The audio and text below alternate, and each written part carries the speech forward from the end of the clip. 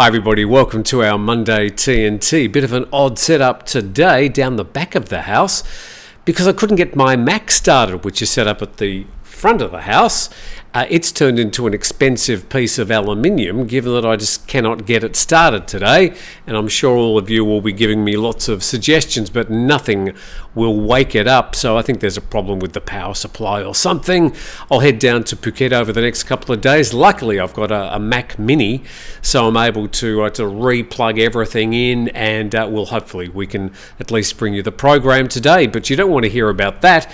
You want the news. And of course, there's big news surrounding what's happening in Gaza. Let's go to Reuters, and Reuters reports that Gaza Strip suffers deadliest day in 15 years after Hamas attack. Now, we're not going to be covering the news about that attack extensively, but we will be covering a Thai perspective on that attack. There's plenty of great news sources that you can find out the latest in that conflict if you go to your favourite international news source. But let's get the general perspective on what's been happening. The Gaza Strip has suffered its deadliest day in 15 years in the wake of an unprecedented attack by Hamas on Israel, to which Israel responded with airstrikes that killed nearly 300 Palestinians in 24 hours, this according to Palestinian officials. And Israel's main military spokesman called the attack by Hamas fighters, who killed at least 700 Israelis and abducted dozens, as the worst massacre on innocent civilians in Israel's history, and the response has been correspondingly harsh. The health ministry in the Hamas-controlled Gaza Strip has reported 370 Palestinians killed so far and another 2,200 wounded and nearly 300 killed on Saturday, the largest number of Palestinians killed in Gaza by Israel attacks in a single day since 2008. So just a very general overview, and as I said, you can get all the latest news on your favourite international news source. But let's check the Thai perspective, and excellent coverage done by nationthailand.com. Thai workers in Israel held hostage, one possibly injured, and a Thai worker in Mishmeret, an agricultural community in central Israel, may have been injured while a Thai couple is being detained by Palestinian militants, this according to the Thai Foreign Ministry. And currently there are about 5,000 Thai nationals residing in the area near the Gaza Strip. And the Prime Minister and Foreign Minister have told the embassy to take care of Thai nationals and closely monitor the situation. And down the bottom of that article, there are two phone numbers that people can contact. One is the Thai Embassy in Israel, and the other one the Operations Centre for the Protection and Welfare of Thai Nationals Abroad, that being a local number. So people can use those numbers if they need to. And the next story from Nation Thailand is Thai Air Force puts 6 planes on standby as it awaits reopening of Israeli airspace. The Royal Thai Air Force Chief has held an urgent meeting with senior officers yesterday to prepare for the evacuation of Thai workers stranded in Israel after the Hamas attack on Saturday. And at the end of the meeting, the Air Force Chief ordered 5 C-130 military transport planes and an Airbus 340 passenger plane to be placed on standby to evacuate Thai workers once Israel opens its airspace. And the chief has instructed all officials that the evacuation operations must be safe for both civilians and troops. Obviously, a lot of uncertainty in the airspace above Israel and the Gaza Strip at the moment, so I think they'll be waiting until there's more security on the airspace so they can evacuate any Thais. And band of security placed around embassies and diplomats in Bangkok, so some local perspective now. And the Deputy National Police Chief has stepped up security at the Israeli embassy in Bangkok following the Hamas attack on Saturday. And further down there, Surachat Hakpan, who oversees security affairs, says he's instructed police to deploy frequent patrol cars to check security around the embassy. And both the Metropolitan Police Bureau and the Special Branch Police have been instructed to jointly tighten security around other embassies and residences of concerned diplomats as well as their places of worship. And Surachat said he's also instructed the Immigration Bureau to tighten the screening of countries engaged in conflicts in the Middle East. So that was some of the Thai response over the past few days. Let's just get the latest from this morning's Bangkok Post. And 2 Thais killed, 8 injured, 11 kidnapped in Hamas attack on Israel. 2 Thais are now known to have died during the Hamas attacks on Israel on Saturday. The Prime Minister said he received a report from the Thai ambassador to Tel Aviv that one more Thai national had perished in the conflict, raising the toll to 2. The Foreign Affairs Minister said 8 Thai people were injured and 11 Thais were captured. What's the latest from a Thai perspective on that particular story? If there's any major milestones, we'll bring out some breaking videos during the day.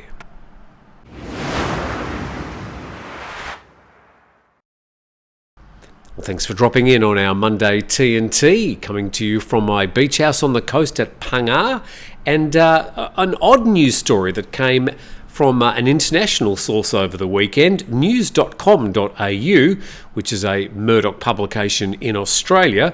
Terrifying moment as a crazed Russian Australian is hogtied on a packed flight after allegedly stabbing a passenger with a metal fork. The first question there is, what are metal forks doing on passenger planes these days? I haven't seen a metal fork on a flight for a long time. But a Russian-Australian airline passenger was hogtied on video after allegedly repeatedly stabbing the man seated next to him with a metal fork. And fellow travellers on the Russian flight from Bangkok to Moscow found themselves thrust into a terrifying ordeal as they took turns guarding the individual allegedly responsible for the gruesome attack. The incident unfolded 2 hours after takeoff from Bangkok when the 35-year-old Alexei Fursov, a dual Russian and Australian citizen, allegedly went on a frenzied rampage. And eyewitnesses aboard the flight alleged that Fursov, during the meal service, unexpectedly grabbed a fork and stabbed his fellow passenger, identified as Andrei, multiple times in the chest, shoulder and back. And Fursov reportedly gloated about his alleged attack, saying 1 hit 4 holes, in reference to each jab he made with the fork. Again, when was the last time you saw a metal fork on an aeroplane, especially in economy? And passengers were left in shock as they learned that Fursov had not only used a fork but also allegedly had a concealed knife and sharp scissors within his reach. So questions there to the Bangkok airport where he boarded his flight. Hello, security.